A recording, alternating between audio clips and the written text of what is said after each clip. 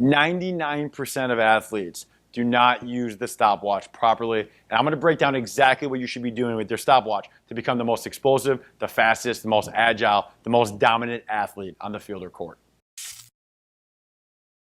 So this is the stopwatch breakdown. I'm going to show you and talk a little bit about how you can be creative using a stopwatch. Now, there's clips from, I don't even know what year, probably 2012, 2013, of me doing stopwatch stuff on YouTube, and people would always comment and be like, oh my God, I never knew you could even stopwatch that. And it's like, you could pretty much stopwatch anything. And that's why I even came out with this entire program, is because you need to use the stopwatch as your best friend, because being able to track and measure every single thing that you do, okay? Everything that you do is trackable, it's measurable if you find a way. Whether that's how far can you jump and you use a tape measure, or that's how quick you can move and you use a stopwatch. So a couple of unorthodox things to stopwatch it, and it depends on the age. So if your child or you as the athlete is that high school kid, 15, 16 years old, has a little bit of weight room experience, you could stopwatch bench press, you could stopwatch squats, and a lot of like Olympic lifters and like at the high level college programs, they have machines that actually stopwatch for you. They're like laser machines that they use, and they do it for a reason. They're stopwatching because it shows how explosive someone is. So for example, I'll break down a couple. So for squat, so pretend I have a barbell on my back, okay? And there's someone with a stopwatch. Now I have a barbell and there's a box behind me or a bench behind me. These are called concentric squats. So if I were to turn this way and I were to sit on that bench behind me, I squat and I pause, and imagine me sitting on a bench, 1 1,000, 2 1,000, right? I'm sitting, 1 1,000, 2 1,000, 3 1,000, and then as soon as I fire up, as soon as I make a move off that bench, the stopwatch, and you have to keep good form, so you have to do it with lighter weight. You're not gonna rack on 400 pounds and try and do this. So if your max is, call an athlete's max a 300-pound squat, you're not gonna be doing 275 pounds with this drill. You're gonna be doing 150 to 185, all right? So do like 50% to 70% of the 1 rep max. So if I'm sitting down like this, as soon as I make the movement up, so it's, and then when I lock, or when I can get from here to here is what you stopwatch. So Adam, actually get in this and just show, I would do the squat and then hold like a 3 count down, and then you'll just pop up. So I'll show you how to stopwatch, so go down, and then, imagine a box, so on your movement. So I would stopwatch that. So that was a 1-6. He has nothing on his back. Now, what I look for, and that was probably pretty accurate. My hand and my brain is actually like a laser. I'm absolutely ridiculous. I can hand time someone and it shoots out a laser score. I'm dead honest. But so a 1-6 would be insanely fast. That would mean like if I saw that score in a squat, I'd be like, he didn't even have weight on his back. Like I would actually have said that without seeing it. I would say under 0.5, so like under 1 second, so half a second. If it's over that, if it's really over that, like a second, then you're doing way too heavy. If you're under that, I would stick with that range in that 0.3 to 0.5 range. If you start breaking that 0.3 range, then you can start adding. And if you have a younger kid, you can actually just do what he just did. Have them get a squat. If we had something here, I'd just pull it right into the video. But have them sit on like a chair, and then as soon as they can stand up off the chair, you just stopwatch and see how fast they go. See how fast they get from point A to point B. And then you don't want to put too much weight on them. You don't want to have too much bearing weight, but you can start adding, I don't know, like even like a bag of rice, like a 10-pound bag of rice, or just like a 10-pound little dumbbell they can hold like this, and you can do it. And that's not gonna crush a nervous system of a child. What you don't want to do with a younger child is rack a ton of weight on their back and have them doing squats and deadlifts and putting a lot of stress on their nervous system. So, but you could add a little bit of resistance, right? You could add a little bit of weight, so 10, 15, 20 pounds maybe, or if there's a way that you can configure with the twice speed actual resistance bands, if you want to get creative that way. So obviously do it in a safe way. You don't want to do something crazy, but add resistance to it. Even if they're a 9, 10-year-old, you can make it a little more difficult, and you can stopwatch that. It's called the concentric movement. So concentric is on the way up, eccentric is on the way down, and then amortization phase would be where you're actually sitting on that box. So amortization would be like, I'm sitting in a chair, that'd be at amortization, and then that would be the concentric movement. So a concentric squat would be what you're doing, all right? And another way to use the stopwatch, kind of on the eccentric side, if they're a little older athlete, I wouldn't recommend doing this for a younger athlete. Actually, a younger athlete, this is how I would do it. You just stopwatch how slow they go down like this, so you would start it on their movement. So it'd be boom, and then you have them do about 20 seconds going all the way down. You tell them like 5, 10, now I'm at half. So they're moving with that 20-second mark. 15, 20, and then you have them just pop up. That would be what I'd have you do with them. Now with the older athlete, the 14, 15, 16, 17-year-old who's actually working out a little bit more, they're in the gym, I would actually have them do with weight on their back and try to get them to go down for like 5 seconds on the way down. And you can just stop watch and just tell them when they hit 5. So it's just down. And then the next level to that, even on the first one, once they hit that 20 seconds, you don't even need to do the stopwatch. If you have 2 stopwatches, or in this case, you actually could use a phone for this one because you don't have to be precise. Anything with precision, you need a stopwatch. If it's a 40, if it's a 20, if it's a 10, if it's anything related to, you need a time. Not like if you're doing a plank and you want to do a 20-second plank. Phone's okay for that. But for anything related to speed and athleticism, you need a stopwatch. So, and that the eccentric example, by the time they get down to the 20, if you have that one on your phone, you can actually, they get here and then boom, and then you can get them on that complete squat phase going up, if that makes sense. So now you can see them go from the bottom. And if they're super, super young, I don't know that I'd even have them go all the way down. I might have them just stop at the 10 second, like that half mark, and have them just chill right there, depending on the age. So it's hard to really recommend everything, but we can have notes in the PDF and everything with this, or we can explain it in a little more detail based on age. But they get here, you can have them just chill here. If they're a little more advanced, you can have them go a little bit deeper, maybe 75% just to play it safe. And then eccentrically, as soon as they get to that bottom, when they make the move up, they go fast and it's boom. And then you measure how fast they can go up. So that's a couple lower body ways to add the stopwatch to explosiveness. And I promise you, the other side of the stopwatch, the other really, really, really important thing related to the stopwatch is it'll make your child compete, or your team. They will compete because they have a score, and then they gotta beat that score. Just like video games. That's why they love video games. That's why they play video games, because they have a record and they wanna beat that record. They have a score and they wanna beat that score. Their friend has a score, they wanna be better than their friend. That's how the brain works. Like at our stem of our brain, that's how we work. The stopwatch is yelling at me right now. But that would be a lower body way to do it, right? And you wanna make them compete. You wanna give them their scores. You wanna get them doing things that they can remember. Oh, I had a .44 last time, I gotta get a .34 this time, or a .38. I gotta beat my .44. Any way that you can kind of instill the stopwatch into training, it could be balancing. So that's another lower body one. How long can you bounce? Boom. First time your foot touches is how many seconds you get. All right, so then they bounce. And then it's like, okay, now bounce with your eyes closed. That's gonna be way harder. You already see me starting to wobble. So that's another one. Bounce with your eyes closed, both legs. You could do the stopwatch, have them bounce one leg, and then here, you could, actually you do it. Go ahead, bounce one leg. And you could go like this. You could stopwatch. See how many times they touch their feet in a minute. So do a minute long. Boom.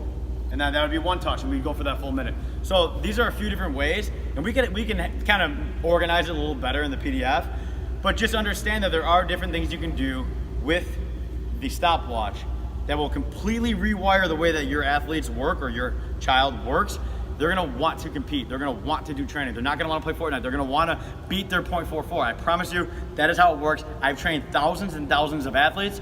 Every time I pull out the stopwatch, they all know their time. They all line up. I used to train 56 12-year-olds at once when I was like 20, I'm 31 now. When I was 21, maybe 10 years ago, 22, they're all like at the bars now, these kids. But I used to bring out the stopwatch. They all knew their times. They'd show up. Oh, I ran a 5.340. I ran a 5.2. I ran a 5.8. They would all compete. They all wanted to pull out the tape measure and do their broad jumps. They all wanted to do this training. So I started to critique and build my training around that 10 years ago. And I've developed this system and this methodology of training because I actually have ran camps all over the country working with kids all different ages. And the common denominator is they want to compete when they hear that, they want it. They want to beat their last score. You have them do one set and you tell them they got 22 reps in 10 seconds, they're gonna be like, all right, let's do another one. Let me take a break for a second. I'm gonna try to beat that. That's what they'll do. If you try to tell them, all right, we got 2 sets of this drill for 10 seconds, you don't time it, you don't have a way to track and measure it, guaranteed they're not gonna be as enthused. They'll be like, all right, they're gonna do it, but they're gonna go through the motions. They're not gonna do it to the point where their body is competing at a level it shouldn't be competing, if that makes any sense. If I'm just showing up and doing 2 sets of 10, that is just me showing up and doing 2 sets of 10. If I'm showing up to beat my old record, and if I could beat it on the first one, I might be done. I'd rather do 1 set, beat it, and then be done. then do 2 sets just to like show off, like, here's what I do, here's what Coach Castro told me to do, so I'm gonna do it. No, you wanna compete. So the more ways you can build in competition, and we can drip out more content related to competition with a stopwatch. And I'm just kind of just going right now, just explaining everything related to it. But if you guys do want more, you guys can hit us up and let us know. But now I'm gonna touch quickly on the upper body. So for upper body, for the older guys, you could do bench press. So with CJ and I, he got 20 plus full ride scholarships for football. We used to do, and there's a ton of content on YouTube where we're doing different things. Where I would stopwatch very different things for him, right? Because if you can track and measure it, you can compete against that score.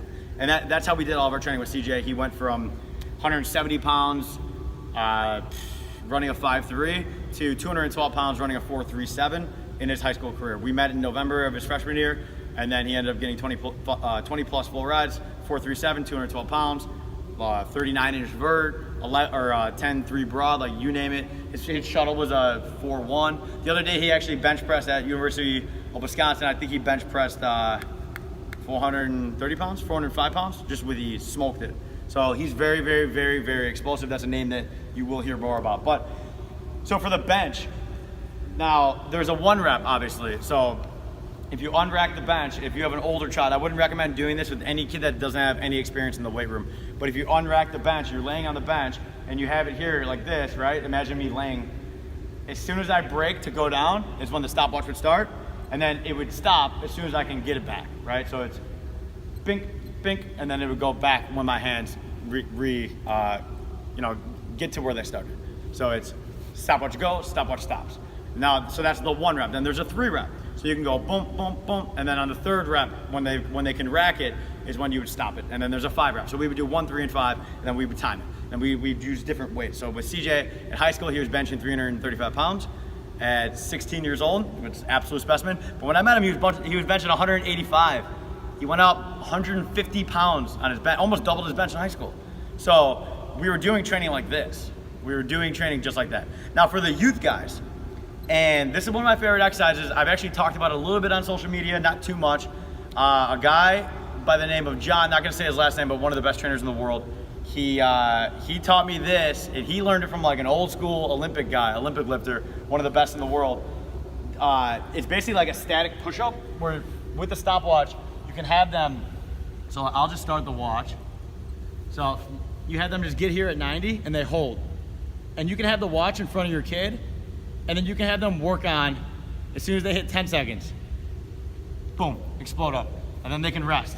And then give them 30 seconds off. And then you can have them do that a few different times. Now this one's not gonna measure them, but what it will measure is at what point do they start to feel like they're getting really fatigued. So that's the tracking and that's the measuring related to this, okay? So if I'm here and I'm a kid and I'm staring at this, and I know the first day I can get 10 seconds, right? And I start to feel like I'm wobbling and I'm feeling like awkward. And it's like, oh, I got 10 last time. Right now it hit 10. Now I'm like, oh, I gotta get it. I gotta get 15. And then they hold, boom, and then they push up. Now the next time, and you could just run through this. Do it 5 to 10 times, like 5 to 10 tries. Give them 2-3 minutes off in between. You could be watching your favorite TV show. You could be watching a sports game, and just have them do that in between the commercials. See if they can hit 15. See if they can hit 20. As soon as they feel a little weak, you don't want them to collapse. You want them to push off, push through, and that was the training. So with the older guys, you could probably start them at 30 seconds, and they're going to be perfectly fine. And then you just got to make sure at the end of that, they're just boom, and they're really pushing up and squeezing everything, and that's going to break a bench press plateau. That's going to make your kid way stronger. Even if you have young ones, if you have a 6, 7, 8-year-old, and you have them doing stuff like that, even once or twice a week, like have them do 3 reps of that a week. So I literally just talked so much about this topic because I love it. I love tracking. I love measuring that. My camera literally died. So now we got a new camera. But where I left off, I believe, I didn't even watch the video, but I'm just going to keep going where I think I was. The older guys can do it to like 30, 45 seconds maybe in the beginning. So they already have experience in the weight room and they're able to bench press their own weight at least. Have them start with that 30 mark. And then the biggest thing is that push-up at the end. I promise you that push-up at the end. And the guy that taught me this, they are no joke. He's one of the best trainers in the entire world. I grew up when I was younger. He was one of my mentors. I had a few mentors. He was about my age when I was like 19. I used to email all these trainers and ask them their advice and get all these tips, but that's a whole nother video. So moral of the story with the stopwatch, use it in a creative way. Now, I can sit here and give you tons of ways, and I just gave you a lot to start with. And if you want more, if you want me to come up with more different, or even like a PDF or something along those lines, if you want me to add more, we could always add more. But start with this and then start getting creative. You don't want to put your kid at risk with doing something crazy with a stopwatch, making them compete. And the number one thing that I'm seeing a lot of the parents, they think that they have to overwork their kid, okay? That, for the most part, is going to really hurt your kid. And you need to understand the balance. So if you're doing speed training, for example, 2, maybe 3 times a week, as far as like the workouts go, I'm actually gonna take a seat. 2, maybe 3 times a week would be the max I would ever do, with at least 48 hours off in between. So like a Monday, a Wednesday, and then a Friday, I guess, would work, or Monday, Wednesday, Saturday, or whatever. I wouldn't do too much. And that Wednesday workout, I would still make a little lighter. When you're overtraining your kid, it's gonna hurt them, okay? They're not gonna run fast. They're going to get slower because they're going to be overtrained. And then if you give them a break for like a week or 2, they'll probably be better and they'll run faster and their nervous system will start to catch up. But you have to understand, don't overtrain them. So a lot of these drills, you don't want to be a drill sergeant with it and make them do it every night. And Jack said to do the standing on one leg, and then he said to do this, and eyes closed, and this, and then the push-up. You don't have to make it so regimented. You got to make it fun. Because if you want your kid to buy into it, you have to make it almost like the way I would train kids. I'd be like, yo, Adam, I bet you can't stand on one leg with your eyes closed for a minute. And he'd be like, oh, I for sure can. And then he'll try and do it, and then he'd fall. Be like, told you. Be like, here, let's see how many times your foot touches in a minute. Just keep going. Boom, you lock them in. They're in. Now it's fun. It's not like, hey, line up, let's do our drills. It's not like that. The drills like this, the competitive nature, building that competitive nature in a child, you got to be more native with it. You can't be so strict. It's got to seem like part of the day, and just like, hey, like try it out. Let's see. Let's bet. Let's see who can do it more. Like jump in there, do it, and the kid's gonna love it. I can promise you.